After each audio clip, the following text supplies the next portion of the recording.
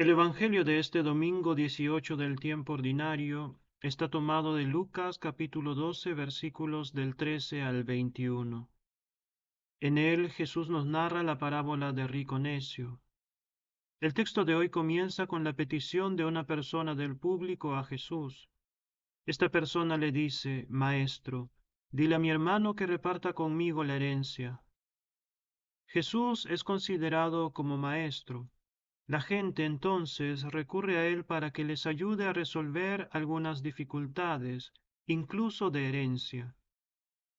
Jesús es visto como autoridad y lo buscan para que haga de mediador en casos específicos. Esta era una práctica habitual en aquellos tiempos.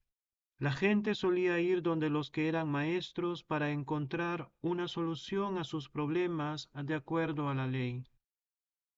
Jesús no era maestro de la ley, pero como dice el Evangelio de Mateo, enseñaba con autoridad. De ahí que la gente acudiese a él para este tipo de situaciones. El Evangelio no reporta la razón del problema presentado a Jesús, solo se le pide que interceda para que resuelva el conflicto de herencia. Recordemos que así como esta persona pide a Jesús que hable con su hermano, así también Marta le pidió a Jesús que le dijese a su hermana para que le ayudase con el servicio. Recordemos también que en el Evangelio de Juan, los escribas y fariseos le presentaron a Jesús una mujer sorprendida en adulterio, y le preguntaron qué se debía hacer con ella, ya que la ley mandaba apedrearla. Si bien es cierto que en esta ocasión los escribas y fariseos querían poner a prueba a Jesús para tener de qué acusarlo, también es cierto que Jesús era considerado como alguien a quien se debía escuchar. Por ello, aunque querían poner a prueba a Jesús, los escribas y fariseos van donde él para saber qué opinaba sobre dicha situación. En el caso de la mujer adúltera, Jesús no da una respuesta inmediata. Solo luego de escribir en la tierra dirá que el que esté sin pecado, que arroje la primera piedra. A Marta le dirá que anda preocupada y agitada por muchas cosas, y que solo hay necesidad de una sola. Al hombre del Evangelio de hoy le contesta que él no es juez o árbitro entre ellos. Pero no solo eso, sino que después de narrar la parábola de rico necio, dice a todos los que estaban allí que el problema de fondo era la codicia. A partir de esto podemos notar que Jesús no da una respuesta a la ligera. Jesús va a la raíz del problema. Él ve cuál es realmente el inconveniente y desde allí da una respuesta para que se pueda solucionar cada caso desde la raíz y sin equivocaciones. En este sentido, nosotros debemos aprender a mirar más allá de lo que aparentemente es el problema, de modo que podamos dar una solución acertada a cada dificultad que se presente en nuestra vida. Dijo Jesús a la gente: guárdense de toda clase de codicia. La primera carta de Juan nos habla de la concupiscencia de la carne, de la concupiscencia de los ojos y de la jactancia de las riquezas. La codicia pertenece a la concupiscencia de los ojos. La codicia es, por tanto, ese afán desordenado por poseer cosas y riquezas. La advertencia en torno a ella aparece muchas veces en la Escritura. Dice, por ejemplo, el profeta Miqueas: hay de aquellos que planean injusticias, que traman maldades en sus lechos, y al despuntar el día las ejecutan, porque acaparan el poder, codician campos y los roban, casas y las usurpan, atropellan al hombre y a su casa, al individuo y a su heredad. El libro de Proverbios, por otro lado, dice que el malvado está codiciando todo el día, y que el justo, en cambio, da y no escatima. En el libro del Éxodo y del Deuteronomio se prohíbe la codicia como 10º mandamiento del Decálogo. Dice: no codiciarás la casa de tu prójimo, ni codiciarás la mujer de tu prójimo, ni su siervo, ni su sierva, ni su buey, ni su asno, ni nada que sea de tu prójimo. El libro de Proverbios aconseja no afanarse por enriquecerse. Dice el libro de Coelet, quien ama el dinero no se harta de él. Para quien ama la abundancia no bastan ganancias. También esto es vanidad. La primera carta a Timoteo dice, los que quieren enriquecerse caen en la tentación, en el lazo, y en muchas codicias insensatas y perniciosas que hunden a los hombres en la ruina y en la seducción. Porque la raíz de todos los males es el afán de dinero, y algunos por dejarse llevar de él se extraviaron en la fe y se atormentaron con muchos sufrimientos. Y es que la codicia lleva a la idolatría de los bienes terrenales o del dinero, lo cual convierte a la persona en esclava de ese ídolo a quien ofrece su afecto desordenado por poseer. Pero la codicia no actúa independientemente, ella va acompañada del egoísmo, de la vanidad, de la injusticia, de la envidia y a veces incluso de la violencia. Por eso es notable la frase del Evangelio de Mateo que dice, ¿de qué le servirá al hombre ganar el mundo entero si arruina su vida? A veces, por el afán de tener dinero o bienes materiales, el ser humano es capaz de hacer el mal a los demás, de romper relaciones con la familia, de difamar al otro, de mentir sin ningún remordimiento. De modo que la advertencia de Jesús es esencial en nuestro crecimiento como personas y como cristianos. La persona entonces debe aprender a administrar los bienes de este mundo, debe aprender a ser libre y a no hacerse esclavo de ellos, debe aprender a ser independiente de ellos para no perder la razón por su causa. Los bienes materiales o el dinero no son un mal. Lo malo es cuando la persona convierte al dinero o a los bienes materiales en el centro de su vida, dependiendo totalmente de ellos. Por eso, a su advertencia sobre la codicia, Jesús añade, aunque uno ande sobrado, su vida no depende de sus bienes. Esta frase se entenderá mejor con la parábola que relatará Jesús más adelante. Aquí solo decimos que por más dinero o bienes materiales que una persona posea, nunca será capaz de perpetuar su vida en este mundo, es decir, nunca será capaz de evitar la muerte. Jesús entonces propone a la gente la parábola de rico necio. Dijo Jesús, un hombre rico tuvo una gran cosecha. La abundancia toca la puerta de un hombre que ya era rico, pero tenía un inconveniente. No tenía espacio donde poner la cosecha. Por ello empieza a pensar cómo resolver dicha situación. El narrador entonces presenta el diálogo interior que tiene el hombre rico para resolver su problema. Dice, se dijo el hombre rico, derribaré los graneros y construiré otros más grandes, y almacenaré allí todo el grano y el resto de mi cosecha. El hombre rico tiene el dinero para derribar y construir nuevos graneros.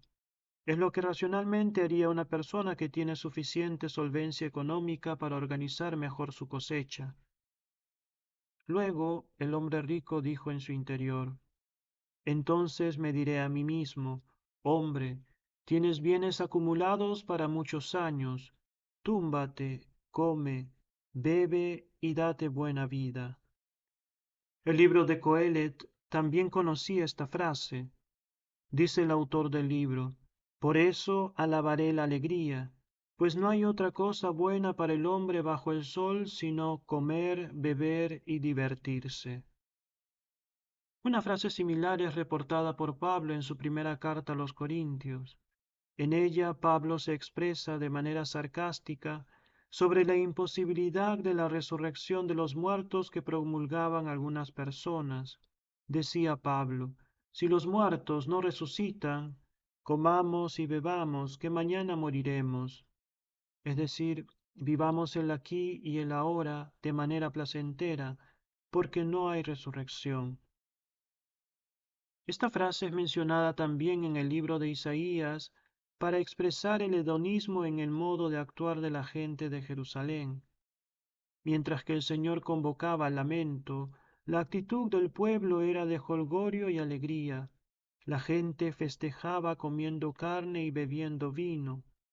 Por ello el profeta reporta la frase, comamos y bebamos que mañana moriremos. Esta frase entonces se usaba para expresar la actitud hedonista de la persona. De modo que, aunque pareciese que esta expresión en el pensamiento del hombre rico de la parábola no tiene nada de insensato, vemos que encierra un pensamiento hedonista, es decir, que el hombre rico consideraba el disfrute inmediato como la finalidad suprema de la vida. Y aunque se quisiese justificar su expresión como manifestación de su alegría y de su buena fortuna, lo cierto es que aparte de tener un pensamiento hedonista, su manera de pensar revela que había puesto toda su confianza en la enorme cantidad de bienes materiales que poseía, de modo que hacía depender su vida entera de todo lo que tenía. Para entender la dependencia total del hombre rico de sus bienes, podemos presentar sus palabras de otra manera. Así, por ejemplo, podemos decir, túmbate, porque tienes bienes acumulados para muchos años. Come, porque tienes bienes acumulados para muchos años. Bebe, porque tienes bienes acumulados para muchos años. Date buena vida, porque tienes bienes acumulados para muchos años. Más allá de la manifestación de la vida hedonista, exageradamente materialista y exclusivamente egocentrista que tiene el hombre rico, hay dos cosas que tenemos que tener en cuenta.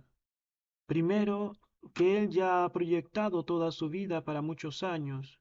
Segundo, que su vida se define solo por lo que tiene.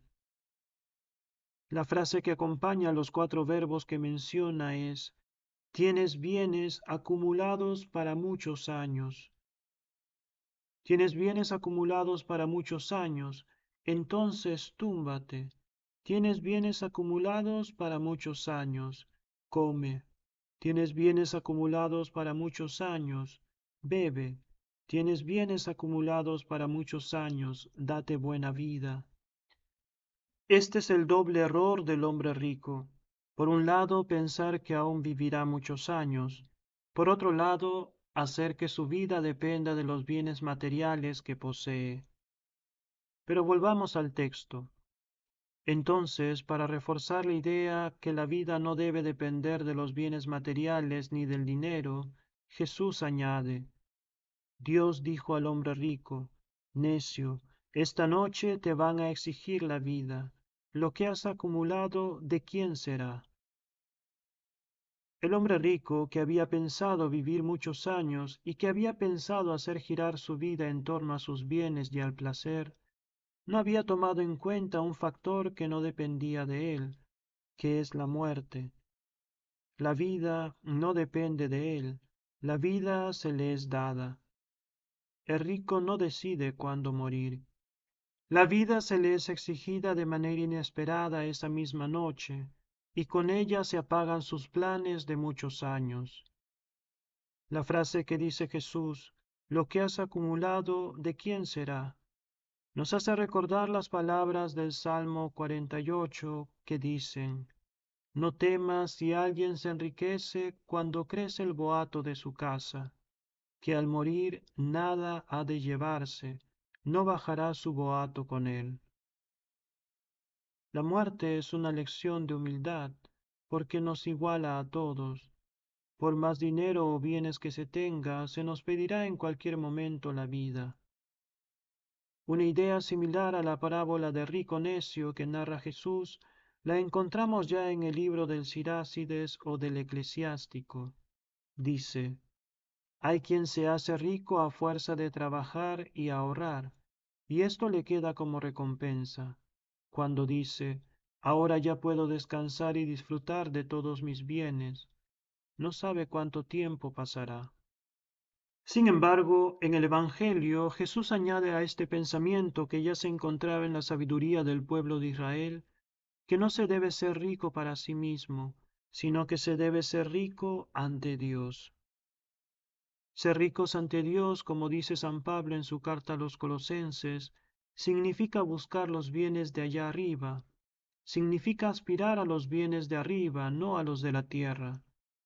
Ser ricos ante Dios, continúa diciendo San Pablo, significa dar muerte a todo lo terreno que hay en nosotros. Ser ricos ante Dios, dice Pablo, significa despojarnos del hombre viejo con sus obras y revestirnos del hombre nuevo. Ser ricos significa salir del individualismo y comenzar a vivir en comunión. Por tanto, el Evangelio de este domingo 18 del tiempo ordinario nos invita a tener un corazón desarraigado de los bienes materiales y del dinero, para no dejarnos dominar por actitudes que rompen nuestra relación con los demás. Nos invita a cultivar las cosas realmente importantes en los años que se nos concede de vida. Nos invita a ser ricos en buenas obras ante Dios y ante los hombres, porque nuestro tesoro es el Señor. Y es que allí donde está nuestro tesoro, dice el Evangelio de Mateo, allí está también nuestro corazón.